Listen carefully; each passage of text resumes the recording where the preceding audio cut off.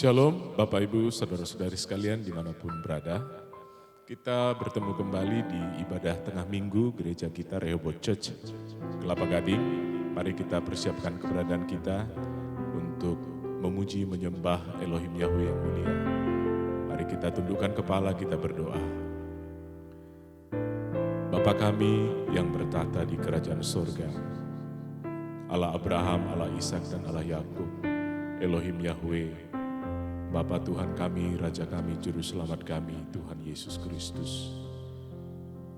Kami datang ke hadapan-Mu pada saat ini Bapa. Kami mohon layakkan, pantaskan kami untuk menghampiri hadirat-Mu yang Maha Kudus. Kami mau terus berusaha untuk menjadi kesukaan bagi-Mu Bapa. Tolong kami, Roh Kudus kiranya menyertai kami, membimbing kami. Haleluya. Amin. Baik Bapak Ibu, kita angkat pujian kita saat ini. Yahweh namamu.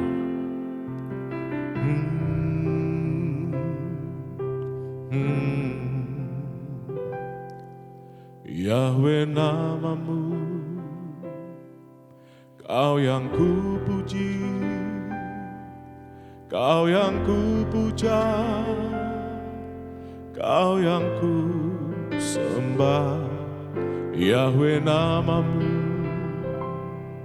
Maha mulia, yang maha besar,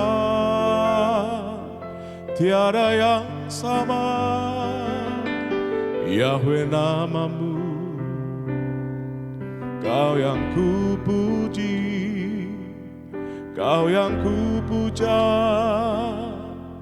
Kau yang ku sembah. Yahweh namamu Maha mulia, yang maha besar, tiada yang sama. Namamu kudus, kudus, kuduslah Tuhan dari kekal sampai kekal. Hanya Engkau Allah yang benar, Allah Israel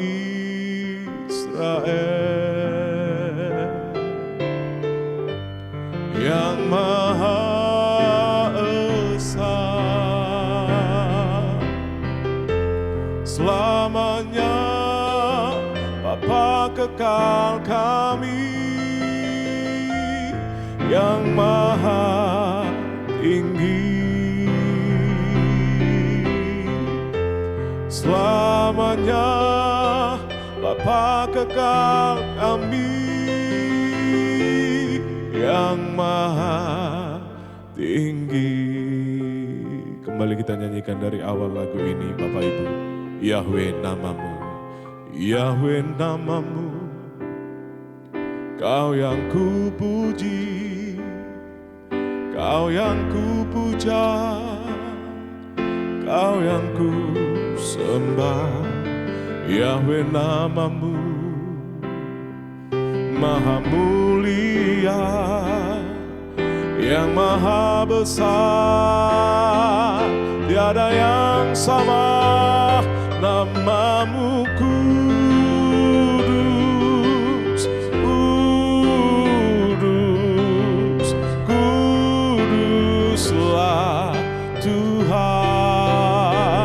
dari kekal sampai kekal. Hanya Engkau Allah yang benar, Allah Israel yang Maha Esa. Selamanya Bapa kekal kami, yang maha selamanya. Bapa kekal kami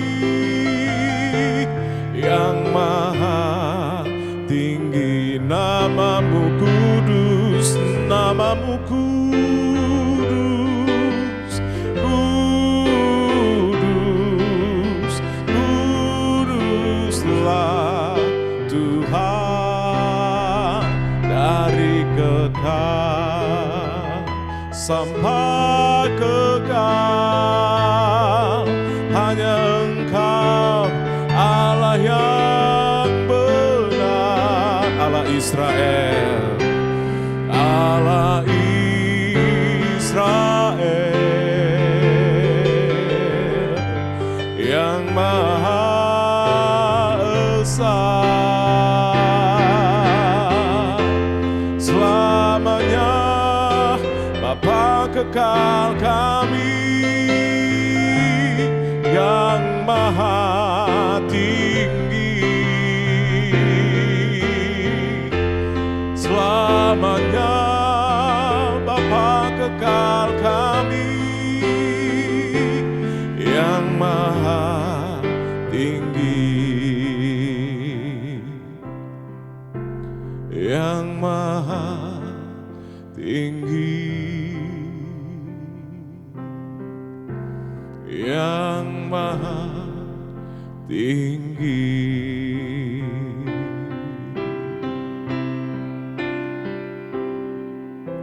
Bersama para malaikat kami memuji-Mu, di hadapan-Mu Bapa kami datang menyembah. Kudus, kudus, kuduslah Tuhan, selamanya Kau ditinggikan bersama para malaikat kami memuji-Mu, di hadapan-Mu Bapa kami datang menyembah. Kudus, kudus, kuduslah Tuhan, selamanya Kau ditinggikan bersama para malaikat kami memuji-Mu, di hadapan-Mu Bapa kami datang menyembah. Kudus, kudus, kuduslah Tuhan, selamanya Kau ditinggikan, selamanya, selamanya Kau ditinggikan, selamanya, selamanya Kau ditinggikan.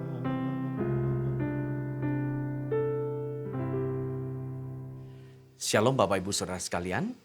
Sebelum kita mendengarkan firman Tuhan, mari kita bersatu di dalam doa. Bapa di sorga, kami bersyukur atas kesempatan yang Engkau berikan kepada kami untuk kami mendengarkan suara-Mu. Mari Allah berbicaralah kepada kami, sampaikanlah isi hati-Mu, agar kami menerima pesan-Mu, agar kami semakin mengerti apa yang harus kami lakukan untuk hidup berkenan di hadapan-Mu. Terima kasih Bapa di sorga, di dalam nama Putra Tunggal-Mu Tuhan kami Yesus Kristus, kami sambut firman-Mu. Amin.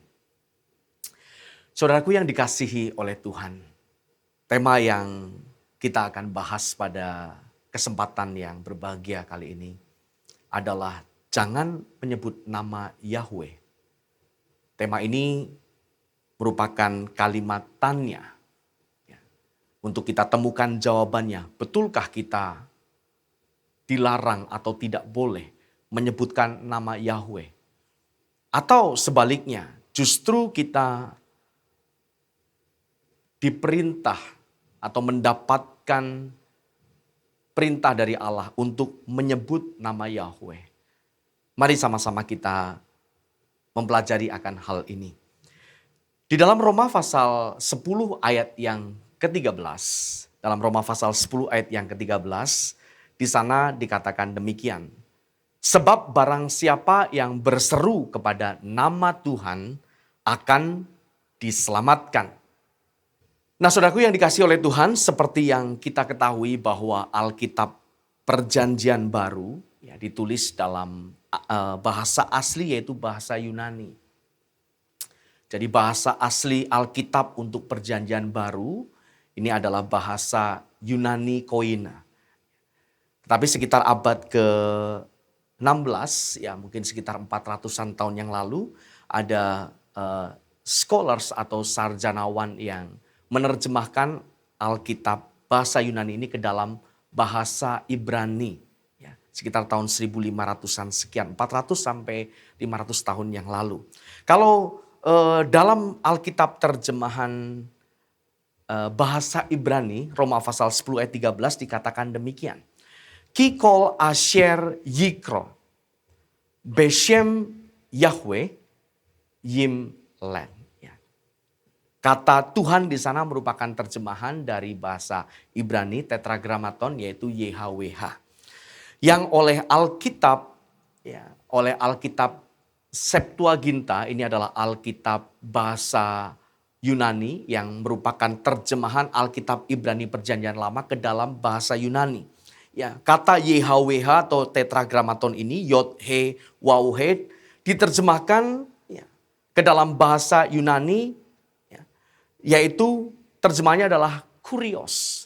Nah, ini menjadi permasalahan saudaraku, karena di dalam Perjanjian Baru ya kita tahu bahwa Tuhan Yesus disebut Tuhan ya, yang merupakan terjemahan dari bahasa Yunani kurios juga.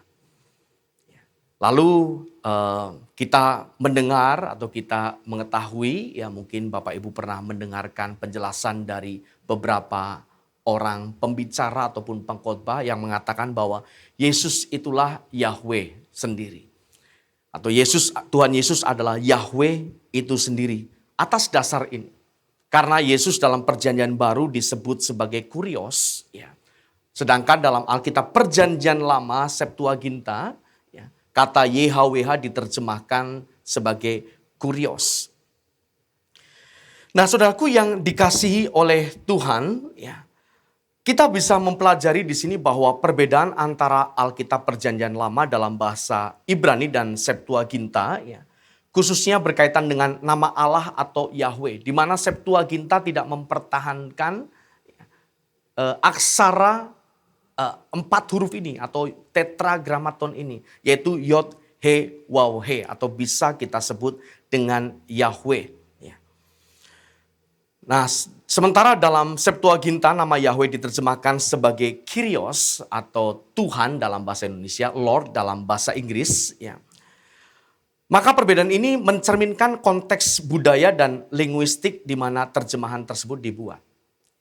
Yaitu ketika Alkitab Septuaginta ini ya, dirumuskan atau ditulis, ya, diterjemahkan dari bahasa Ibrani sekitar abad ke-3 sebelum Masehi. Ya, sekitar tahun 200 sekian sebelum Masehi.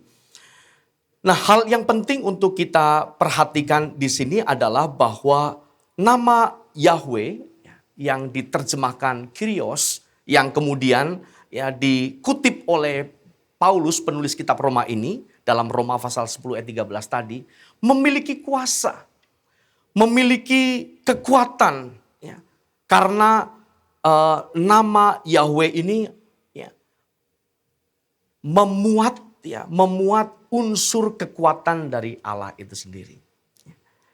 Nah, saudaraku yang dikasihi oleh Tuhan, betapa pentingnya, betapa sentralnya tema yang kita angkat pada kesempatan ini. Karena ini berkaitan dengan keselamatan atau dalam istilah teologi disebut sebagai soteriologi. Saya ulangi lagi pembacaan ayat tadi bahwa di dalam Roma 10 ayat 13 dikatakan barang siapa yang berseru kepada nama Tuhan akan diselamatkan.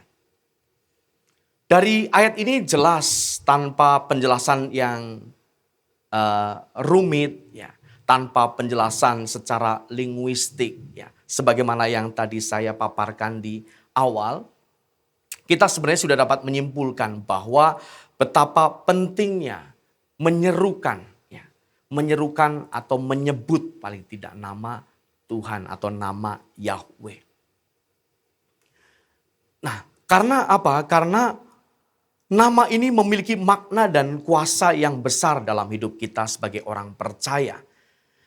Dan dengan memanggil atau menyebut atau menyerukan namanya, kita mengalami kehadirannya. Kita mencari bimbingannya dan menemukan kenyamanan dalam kasih-Nya. Di sisi lain ada pandangan yang mencegah atau melarang penyebutan nama ini. Orang-orang Kristen dilarang atau tidak boleh menyebut nama ini. Yang pertama alasannya karena tata krama atau kesopanan. Sedangkan orang Israel sendiri, orang Yahudi sendiri sampai dengan saat ini tidak menyebutkan nama ini secara apa adanya. Yod-He, Waw-He, YHWH tidak disebutkan dengan Yahweh, Yehova atau apapun. Tetapi mereka menggantikannya dengan sebutan Adonai atau Hashem. Namun menurut pemandangan saya, menurut pendapat saya, sebagai orang percaya kita tidak perlu terlalu memusingkan, ya, tidak perlu terlalu memusingkan hal tersebut. Hal yang menjadi pertimbangan kita adalah bahwa orang-orang Yahudi, orang-orang Israel yang oleh pandangan tadi ya, harus dihormati, harus dihargai. Justru orang-orang inilah yang 2000 tahun yang lalu, merekalah yang menyalibkan Tuhan kita Yesus Kristus. Mereka yang sampai dengan saat ini masih menantikan Mesias. Yang oleh kita sebagai orang percaya kita yakini tentu hanya ada satu juru selamat atau satu Mesias, yaitu Tuhan Yesus Kristus. Lalu untuk apa kita masih memusingkan tata krama atau kesopanan, ya, tradisi ataupun kebudayaan dari orang-orang Yahudi. Sedangkan sekali lagi mereka memiliki kesalahan penafsiran.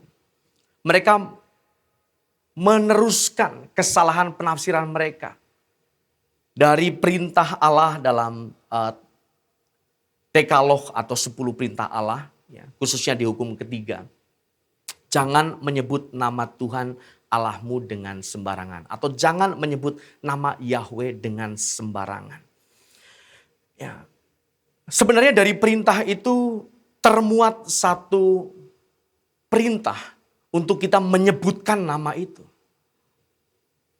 Jangan menyebut nama Tuhan, nama Yahweh dengan sembarangan. Bukan berarti kita tidak boleh menyebutkan nama itu sama sekali. Yang tidak boleh adalah sembarangannya.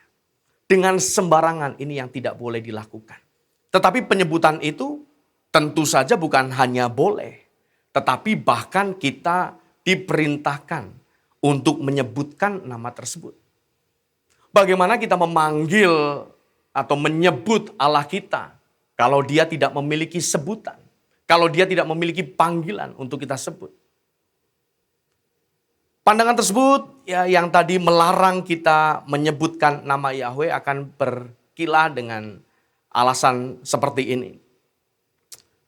Ikuti saja orang Yahudi yang menyebut Adonai. Jangan panggil nama Yahweh. Yahweh itu nama dewa asing. Yahweh itu bukan istilah dari orang Ibrani atau orang Israel.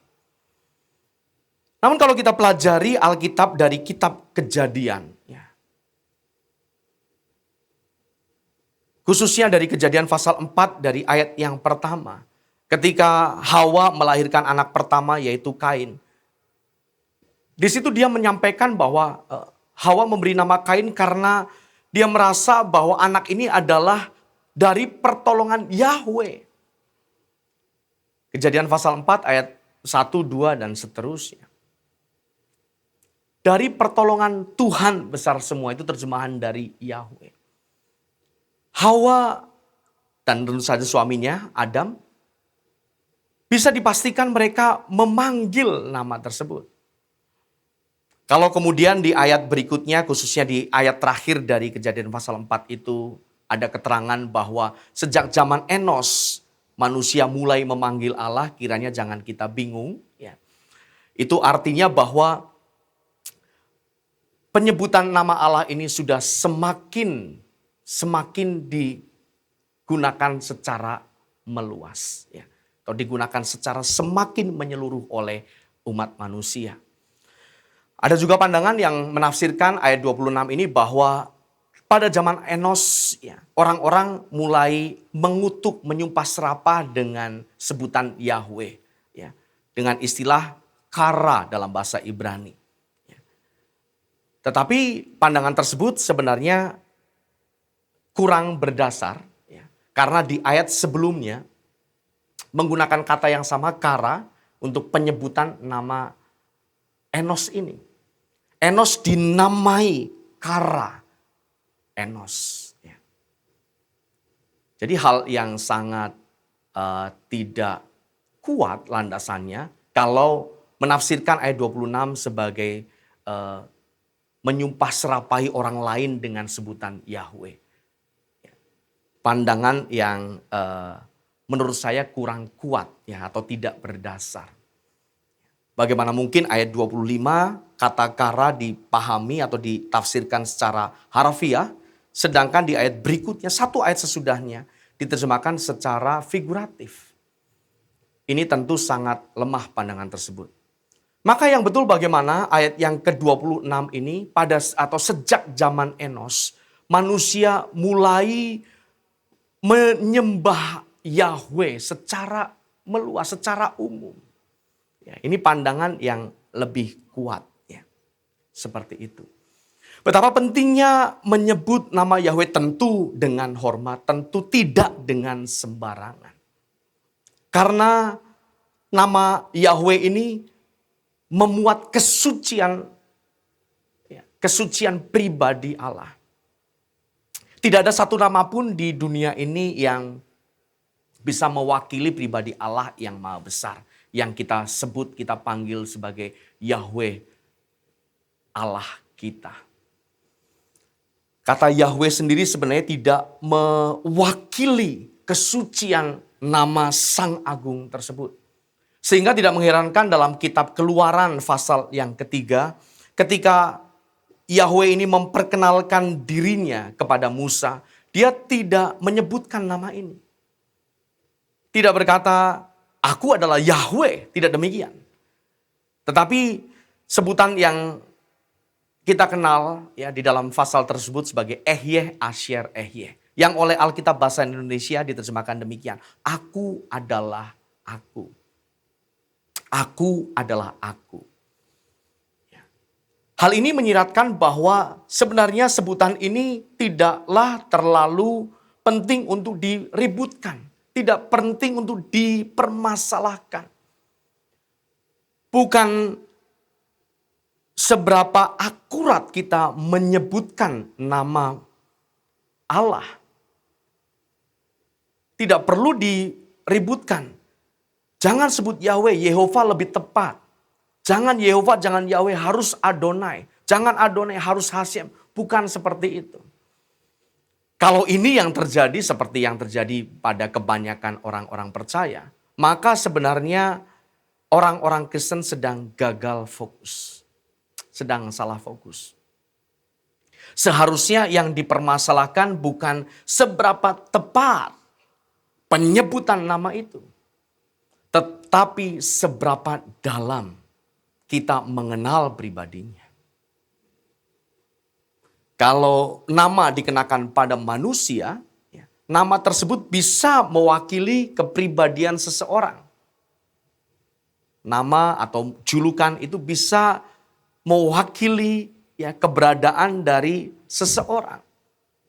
Ada seseorang yang diberi nama, ya, walaupun kadang-kadang tidak jaminan juga, ya. Contohnya ada yang, mohon maaf kalau ada nama yang sama, ya, tidak bermaksud membuli. Tapi misalkan saja ada orang bernama Pak Sabar. Ya. Seharusnya orang tuanya memberi nama anaknya dengan kata sabar ini dengan doa, ya, dengan harapan anaknya ini akan tumbuh sebagai insan yang memiliki kesabaran tinggi. Namun bisa saja Pak Sabar ini habis kesabarannya, ya, marah-marah dan seterusnya. Ya, tetapi kalau julukan manusia biasanya lebih mewakili keberadaan. Ya, tentu saya tidak bisa sebutkan ya karena bisa sangat ofensif gitu ya. Tetapi Bapak Ibu, saya harapkan bisa mengerti maksud saya. Ya. Julukan seseorang ini mewakili keberadaan, mewakili kadang-kadang karakteristik dari seseorang tersebut, begitu ya. Nah, tidak halnya dengan Allah karena Dia adalah Sang Pencipta, Dia pribadi yang tidak terbatas. Bagaimana ada satu nama yang bisa merangkum kekudusan, kesetiaan, dan kemahakuasaannya? Tentu tidak ada satupun nama yang bisa mewakili agung dan besarnya pribadi Sang Pencipta, ya, Khalik semesta alam ini. Tetapi oleh kemurahan Tuhan, ya, menurut berdasarkan Alkitab, firman Tuhan yang kita baca, yang kita percayai ini diilhami oleh Roh Allah sendiri. Maka kita bisa meyakini bahwa ketika kita memanggil nama Yahweh, sekali lagi bukan seberapa tepat kita menyebutkannya, tetapi seberapa dalam kita mengenal sifat-sifatnya, mengenal karakter-karakternya, dan lebih penting, mengenakan itu dalam diri kita. Selain itu, selain dari nama yang sedikitnya ya atau sedikit banyak mewakili kesucian kekudusan nama Yahweh, ya, nama Yahweh ini juga menyiratkan adanya hubungan dan identitas, ya, hubungan dan identitas kita sebagai anak-anak dan Dia sebagai Bapa kita. Kalau di dalam Alkitab kita tidak akan menemukan ada Bapa Yahweh, begitu ya. Bapa Yahweh, mungkin ini sangat khas, ya, sangat khas dari Truth ID atau khususnya Bapak rohani kita, ya, Bapak Pendeta Dr. Erastus Sabdono. Gitu. Namun walaupun kita tidak menemukan istilah yang sama persis Bapa Yahweh dalam Alkitab, bukan berarti penyebutan itu salah. Karena memang Yahweh adalah Bapa kita. Ketika kita memanggil Dia dengan sebutan Yahweh Bapakku. Kiranya jangan hanya kita berlaku naif gitu ya. Kan di Alkitab enggak ada, jangan seperti itu. Tetapi seharusnya ketika kita menyebut nama Yahweh, kita mendeklarasikan identitas dan hubungan kita dengan Sang Pencipta itu. Dia bukan hanya pencipta dan kita makhluk ciptaannya, tetapi sekaligus Dia adalah Bapa kita. Dia adalah sumber dari segala sesuatu, termasuk daripadanya kita semua berasal. Alkitab dengan tegas berkata bahwa Dia adalah Bapa dari segala roh. Kita pun berasal dari padanya. Ini menunjukkan identitas kita sebagai anak-anaknya. Dan sekaligus menyoroti hak istimewa yang kita miliki untuk menjalin hubungan dengan Pencipta alam semesta ini. Betapa luar biasanya hal ini. Tetapi seringkali orang-orang percaya, orang-orang Kristen, ya, take it for granted. Ya. Merasa ya sudah hal yang biasa. Merasa tidak ada hal yang istimewa dari hal ini. Padahal betapa berharganya kesempatan untuk menjalin hubungan dengan Sang Pencipta alam semesta ini. Dan ketika kita menyerukan nama Yahweh, ketika kita memanggil Dia Yahweh Bapakku, Yahweh Bapa kami yang ada di sorga. Di situ kita sekaligus mendeklarasikan exousia, privilege, hak istimewa kita. Kita bisa diangkat menjadi anak-anak Bapa di sorga. Luar biasa. Nah, hal yang terakhir yang saya bisa sampaikan di sini, bahwa Yahweh adalah nama di atas segala nama. Mengapa penting untuk menyebut, menyerukan, memanggil nama Yahweh. Bukan hanya sekedar Tuhan atau Adonai, artinya sama dengan Tuhan. Karena Tuhan ini lebih bersifat umum. Siapapun bisa memanggil Tuhan. Tuhan ini bersifat sangat umum. Tetapi Yahweh bersifat khusus. Dan nama Yahweh, nama yang paling mulia, nama yang tertinggi, melebihi dari semua nama lainnya. Jadi mengapa penting kita menyebutkan nama Yahweh? Ketika kita diperhadapkan pada banyaknya pilihan, Allah mana yang kau sembah?